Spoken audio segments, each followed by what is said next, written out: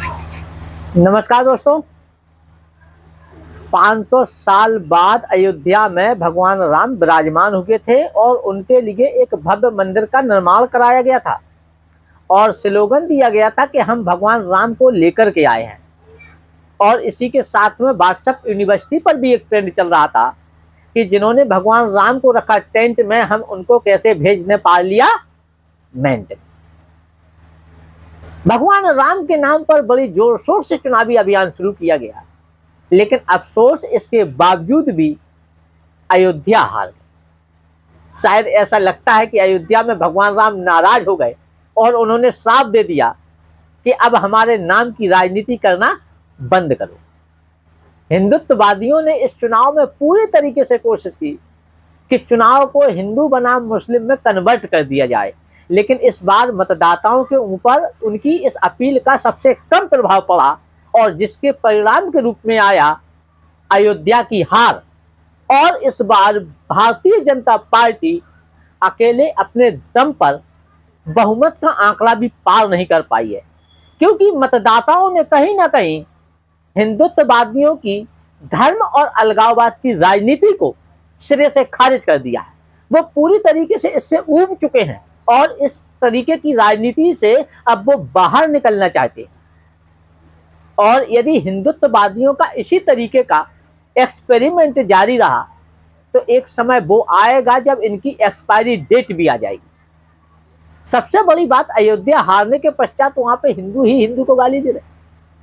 हिंदुओं ने ही हिंदुओं को अच्छे हिंदू और बुरे हिंदुओं में बांट लिया और पानी पी पी करके गाली दे रहे हैं, क्योंकि कुछ हिंदुओं ने अपने दिमाग में नैरेटिव सेट कर लिया है कि प्रधानमंत्री नरेंद्र मोदी ही हिंदुओं के एकमात्र पैरोकार हैं और वही उनको बचा सकते हैं। ये कांग्रेस क्या है, ये तो मुस्लिम परस्त राजनीति करती है। अगर ये सत्ता में आ गई तो 80-85% हिंदुओं का क्या होगा भला, उनको कौन बचाएगा? ऐसा नहीं कहीं मुस्लिम हावी हो जाए। लेकिन इन सबके बावजूद भी हमारे सामने जो प्रश्न चिन्ह लगा हुआ है वो यही लगा हुआ है कि हम अयोध्या हार गए। अगर हम अयोध्या के जातीय समीकरणों को देखें तो वहां पर 20 से 21% पिछड़े वर्ग की संख्या है, 19-20% दलितों की संख्या है, 17-18% मुसलमानों की संख्या है।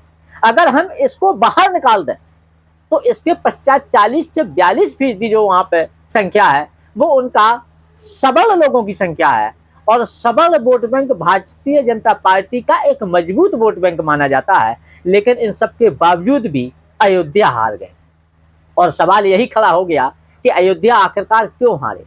इस बात पर मंथन नहीं किया गया कि अयोध्या क्यों हारे हैं, इसके क्या कारण है। अयोध्या हारने के कुछ कारण हैं। जब रामलला की प्राण प्रतिष्ठा हुई तो प्राण प्रतिष्ठा के पश्चात भूमि अधिग्रहण का मुद्दा भी जोर शोर से उठा। नए घाट से लेकर के राम मंदिर तक सड़कों का चौड़ीकरण करने का काम किया गया, जिसमें हजारों लोगों के घर ध्वस्त कर दिए गए, सैकड़ों लोगों के ऊपर बुलडोजर चलाया गया, घरों के ऊपर बुलडोजर चलाया गया, उनकी आशियाने तबाह हो गई। यद्यपि मुआवजा मिला, लेकिन बहुतों को मुआवजा या तो बहुत लेट मिला या फिर बहुतों को मिला ही नहीं, या बहुत कम मिला, उम्मीद से बहुत कम मिला, जिसकी वजह से स्थानीय लोगों में रोष था। धार्मिक उन्माद को बढ़ाने की कोशिश की गई और वहां पर जो स्थानीय लोग थे उनकी समस्याओं की ओर ध्यान नहीं दिया गया। यद्यपि इस दौर में अयोध्या का खूब विकास हुआ, एयरपोर्ट बना, बहुत से वहां पे नई नई डेवलपमेंट हुए, लेकिन इन सब के बावजूद भी स्थानीय लोगों की समस्याओं को अनसुना करने की वजह से उसका परिणाम आया हमारे रूप में अयोध्या की हार। और यहां पर मतदाताओं ने पूरी तरीके से धर्म का राजनीति के साथ में मिलन को इग्नोर कर दिया, यानी कि हिंदुत्ववादियों का धर्म और राजनीति का फार्मूला पूरी तरीके से फेल हो गया। ये कुछ कारण थे जिसकी वजह से भारतीय जनता पार्टी इस बार अयोध्या और अयोध्या अंचल को हार बैठी।